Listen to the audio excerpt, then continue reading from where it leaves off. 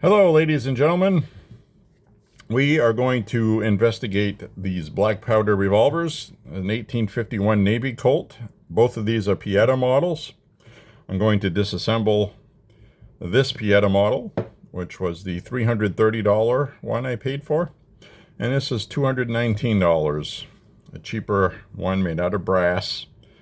And it's kind of cool. It's engraved. It's nice. Everything's neat about it. There's really no differences between the two other than we have a brass receiver, which simply means it's not going to last as long because from repetitive firing, eventually it keeps, it'll stretch this out. Then you won't have a good cylinder gap and things like that. Basically, though, these will end up being wall hangers at some point, but you can shoot them for 20, 30 years if you shoot them a lot. You'd have to really shoot them a lot to do that, I guess is my point. But eventually, you'll have problems with it. So this is the one we're going to do. And this is the color case hardened model. I forget the exact model name for it, but I got it from Dixie Gun Works. And it had problems when I first got it that I had to fix. It wouldn't function properly. So be aware of that if you buy these. These are mass produced, and a lot of times it's just, you have to learn how these work and fidget with things until it works.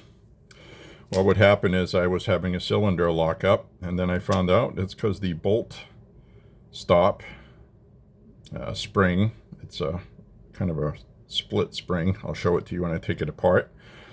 Wasn't going over the part of the hammer that has a bevel on it. It has to go over that and then snap behind it. And when it snaps behind it, then you are ready to fire. And it was getting stuck. So you can always have timing issues. But once you get everything knocked out fine, and a lot of times the parts you buy, you're going to have to customize how they fit anyway. So sometimes it'll go right together nice, and sometimes it won't. So if you buy parts for this, I would recommend buying, if you can, 4 or 5 parts for each part you'd like to replace. And so anyway, enough yakking. So we're going to put this on half cock, and we're going to take out the wedge. This one is getting looser because it's used often. I shoot these quite often. And then that will just come off, just like that. That base pin goes through there, and you have 2 holes here that match these 2 pins.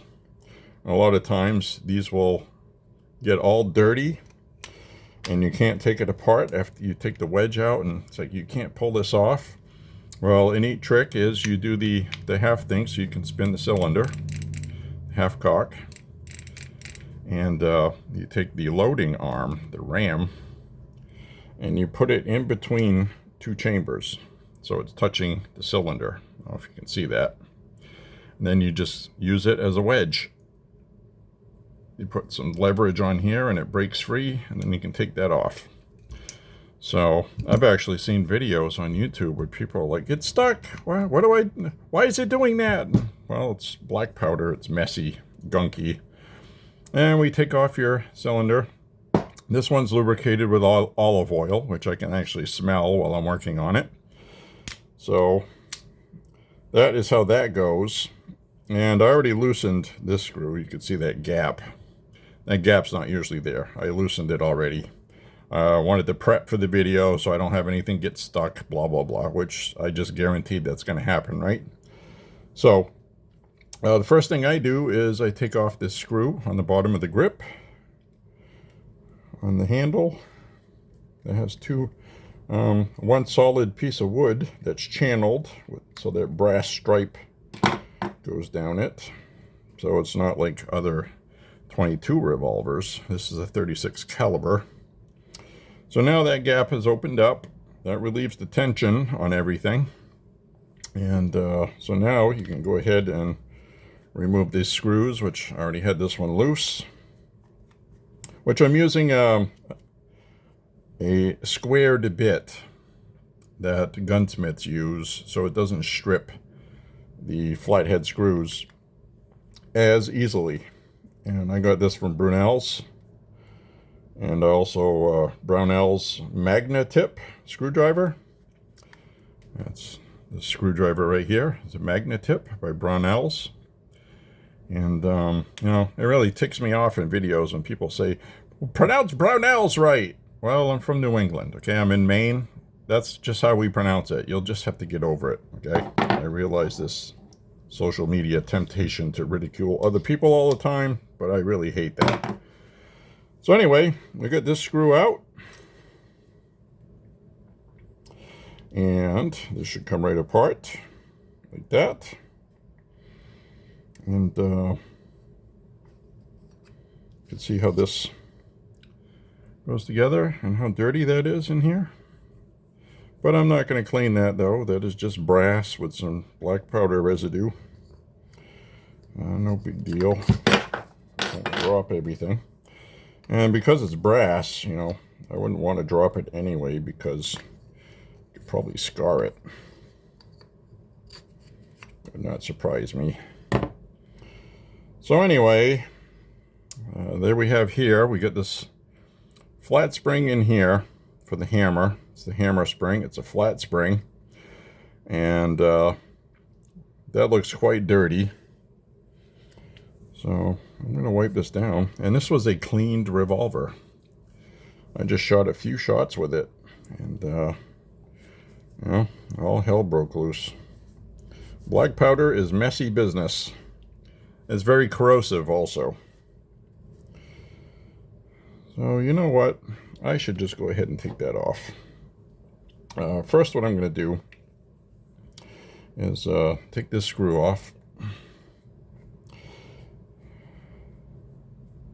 Now you can do this with your own system of doing things, whatever works for you. I'm just doing what works for me. But that screw on the bottom of the grip handle, that first screw that I take off, to me is like the one that ends up giving you the problems, especially when assembling it back, because that applies all the pressure on the other screws. So for example, if you tighten these two screws first, or you tighten these two that go in the back here, through here first, then when you tighten that screw on the bottom here and it brings the tension, what happens is these 2 points raise up higher than these, and then you have like a sharp edge. When you pull your finger back, it catches a sharp edge. So to get those even, you have to kind of like do these first with that loosened, you know. So it's one of those kind of things, but you'll figure that out doing it.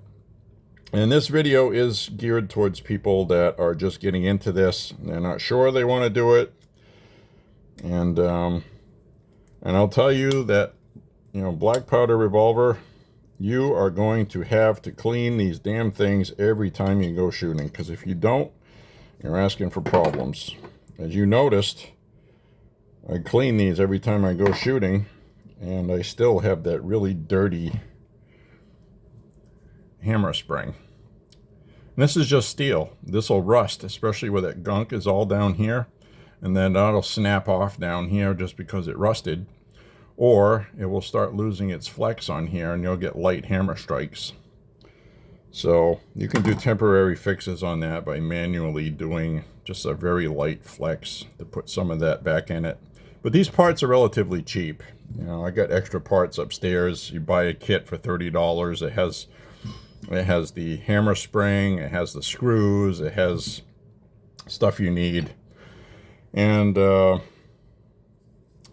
so there's a lot of aftermarket stuff you can get too.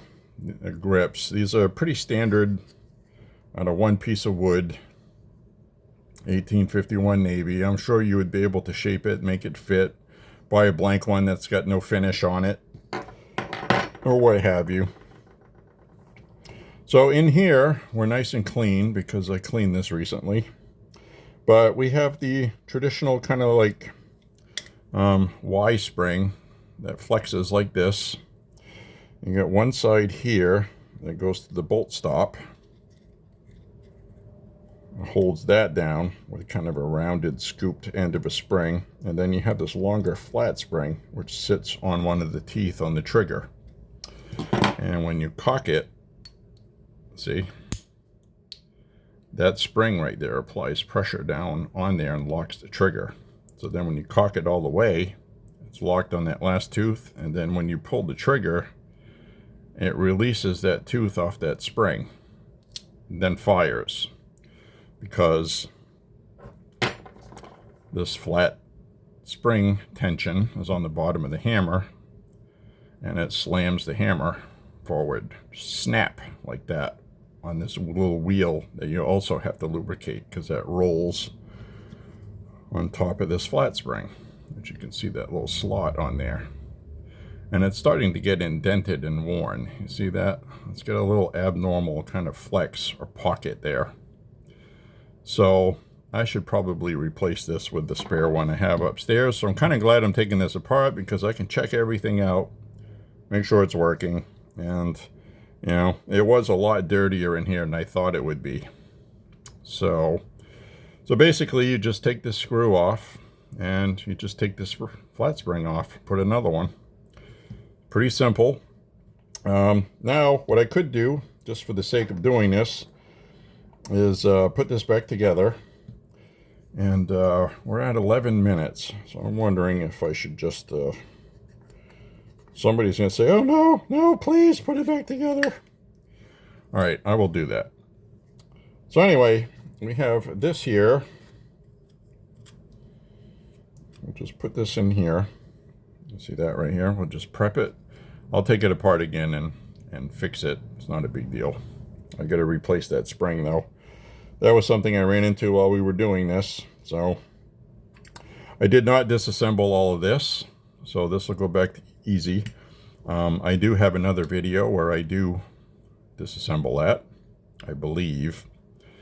And basically you take this screw out, that flat spring will come out, and these screws on the side, there's one here for the bolt stop. Well, you know what? I should just take this apart. Maybe I'll make a part 2 of reassembling it. And I'll put the link underneath, because this is already 12 minutes long, and I don't want...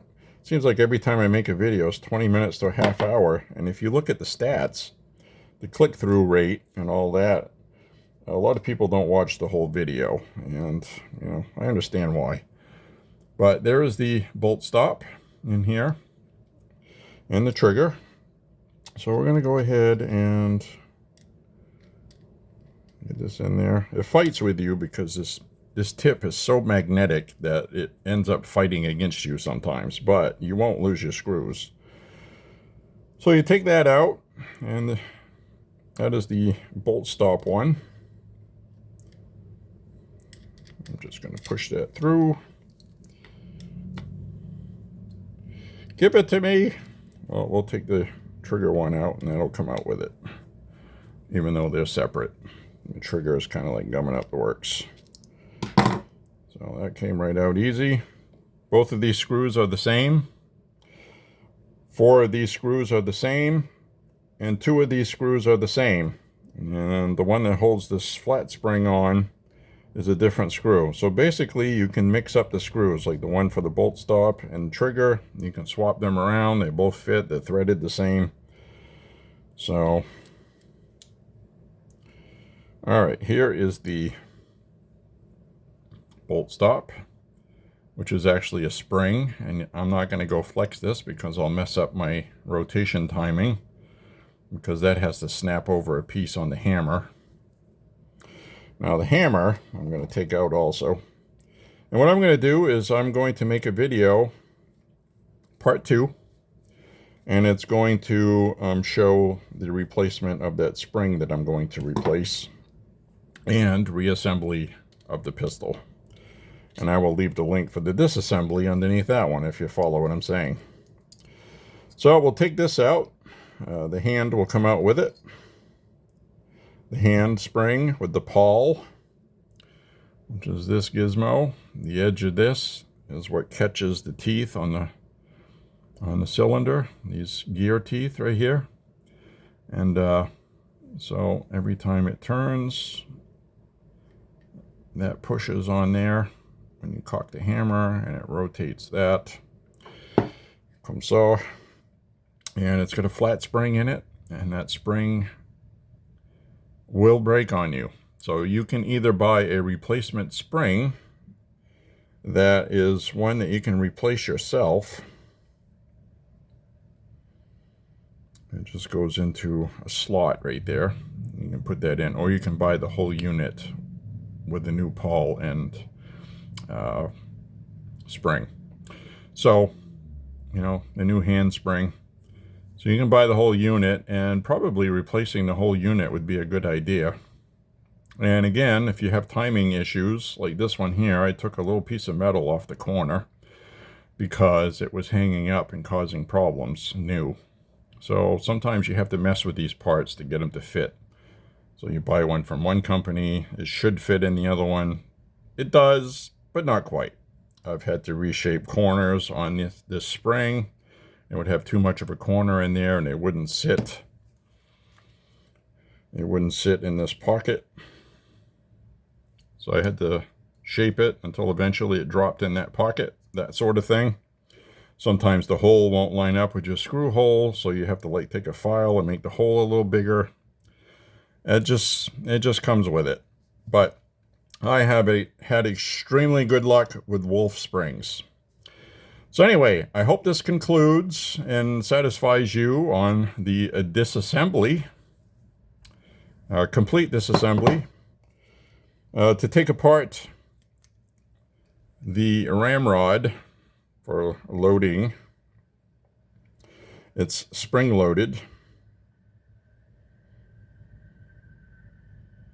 and it has a pin you can knock out, and that's a little more tedious, but they sell this whole unit if you ever have to replace anything.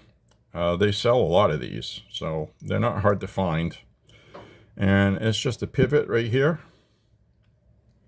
This part right here is held on with a screw here that goes in there. Real easy to take this off if you ever want to take it all apart and clean everything. If you want to clean inside here, just take that screw off and that screw. Or you can just undo this one, leave that screwed, and just clean it. Clean it in a dish with soap and water. Kind of a little recessed bowl or microwave container or something like that, and scrub it with a toothbrush and soap and water. And then what I do is I will take a pan like this on the stove, and I'll put my parts in it without any water, just after I've cleaned them and rinsed them, and they're wet because they'll rust quickly. And I will put the stove on warm, just enough to get the parts wet and evaporate the water, and then I'll wipe them down with Ballistol before I reassemble the pistol. So I do that a lot, and you don't want rust inside your rifling in the twist in here also. So I pass a swab through with olive oil or whatever, Ballistol, and lubricate the inside. So anyway, that basically covers the disassembly of these. Is really amazing technology for 1850s, and you know, it's pretty amazing. And you could still use them today, and you don't need an FFL. You can just order these online and they show up at your house. ATF does not consider these firearms. So anyway, hope you enjoyed that. And like I said, there's going to be a link underneath this for part 2, which is the reassembly and repair of that hammer spring. This one's pretty gone. This is about ready to break, I think. Probably not, but there is definitely an imperfection in here, an indentation from using it. So I'm going to replace that, and I would just keep this old one as a spare, because you never know, you could break one and you need one, and well, I'll have one. So buy extra parts for these. You can buy them from Dixie Gun Works, you can buy them from Wolf Springs, you can buy them here and there. Don't overpay for them on eBay, okay? Just please don't do that. Sometimes you will see a stupid little thing like a hammer like this that you can buy for literally $10. and you'll see it on eBay for $50. And somebody's like, oh man, I need one of those. And they don't know about these other websites, and they pay $50 for this. You know, then the seller tries to make it look good, like, oh, you got free shipping. Yeah, well, you know, you also got screwed. So anyway, I guess that's about all. Thank you very much. Click like, subscribe, all that nonsense. I'm not monetized, and I just want to thank you very much for watching. And I hope this helps you out if you're deciding to get into black powder, or if you just got into it and you don't know how to do this stuff. Drop a question in the comments. I pay attention to that. Hopefully I can get to it within a week or two, usually a few days. And we'll see it in my notifications thing on my app. And I guess that's about all. Enjoy. Keep shooting. Have fun. Check out part 2 that'll be underneath this video. Bye-bye.